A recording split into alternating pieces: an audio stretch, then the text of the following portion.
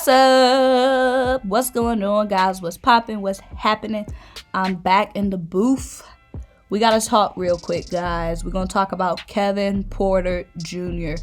The Cavs said that they were going to either release or trade him soon after an altercation in the locker room that just happened recently. I don't know if it was today or yesterday. We know Kevin has had a troubled past. I really don't want to get into his personal past because dude is 20 years old. A lot of stuff he did, he was 18, 19 years old, a child. And I don't like getting on players' personal lives because you never know what somebody's going through off the court.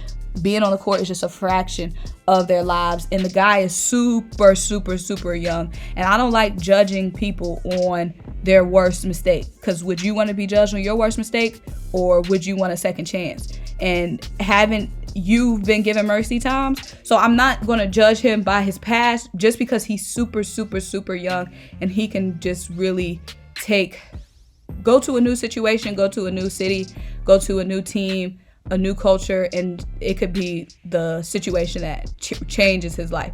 So we're going to get into this, guys, and I'm going to give you guys the pros and the cons of selecting. I said selected like this is draft.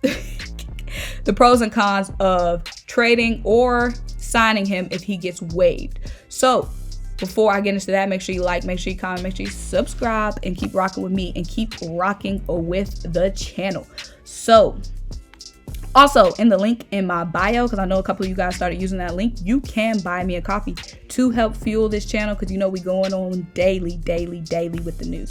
So let's get into Kevin Porter Jr. And when I'm saying Kevin Porter, it's, so close to Michael Porter Jr.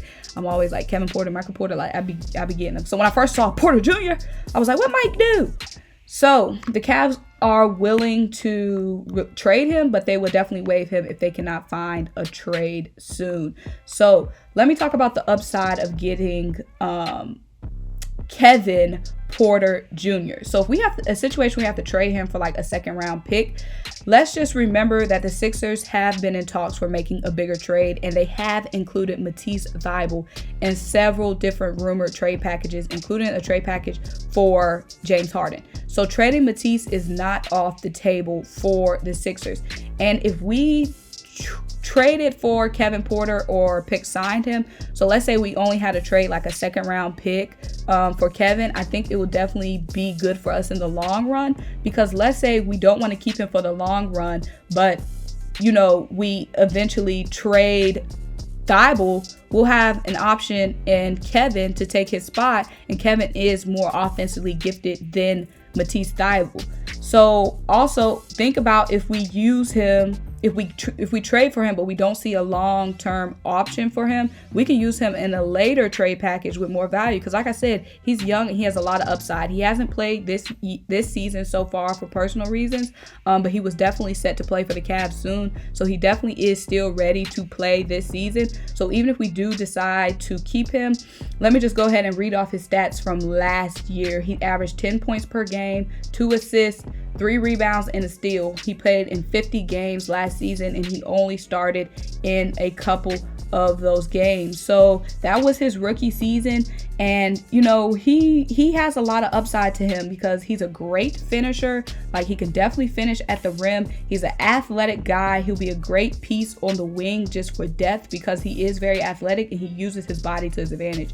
He's 6'5", 212 pounds, and he's not as gifted as MATISSE on defense right now, but that can definitely change. His defensive game can definitely improve. Not like he's a liability on defense, but I don't think he's as good as MATISSE at the moment on defense, but it's his offensive aggressiveness. He was a 41% three-point shooter in college, and he shot around 35% from the three last year. He was attempting around 3 points a game. So he's definitely a guy. He's got a lot of comparisons to Kelly Oubre, and you guys know once Kelly Oubre, changed teams, he really broke out to the Kelly Oubre that we know now. So Michael Porter, I said Michael Porter. I knew I was gonna say Michael Porter.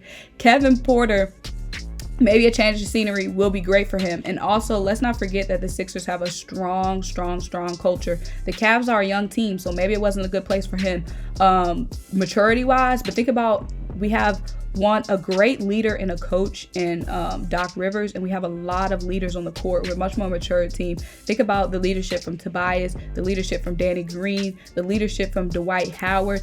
Our team just has so many different like leaders.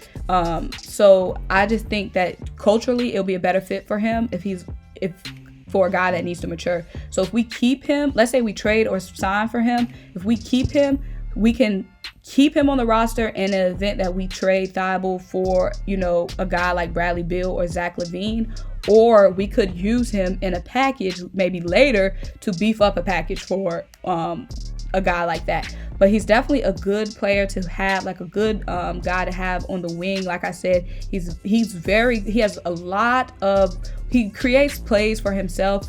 He's not the best, I don't know if he's the best passer, and that's one of my negatives about him. He did average like 2 turnovers a game, and you guys know that the turnovers are an issue for us. So adding more another guy who's not great at really, passing effectively could hurt us when it comes to the turnover department, because we don't need to add any more turnovers. But the guy is great at getting shots off. Like, he can create shots for himself. He has a lot of moves. And he's still very young. Like I said, he only played 1 full season, and that was a season that was cut short, so he didn't even get to really play that full season because of COVID. So I definitely could see him coming to the Sixers.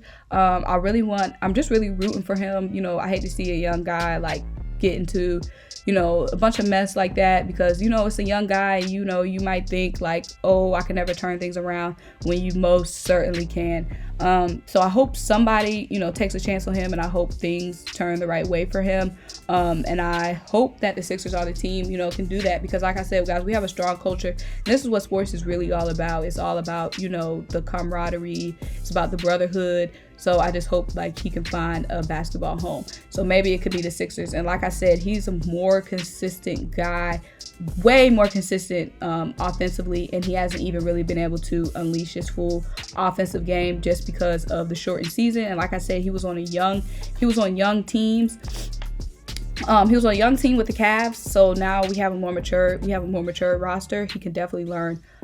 He could definitely learn a lot. So I think it's a good move. I would like to see it happen. Like I said, he can instantly, come in and contribute, or we can use him later in a package to get a bigger fish. So make sure you guys let me know what you think. Make sure you like this video, make sure you comment, make sure you subscribe. Let me know what you want to see in my next videos. I might do a video on us waiving Dakota Mathias. I'm not sure if I should do a full video on that. I might just make a post about it so we can talk about it there. Also, I'm not sure if the 76ers play the Celtics this week. I don't know if that game's going to get postponed. So I'm going to be staying tuned to that, because I wanted to do a Celtics 76ers preview, but I'm not even sure if that game's going to be played. But guys, I'm about to get out of here, so I'll talk to you guys later. Bye.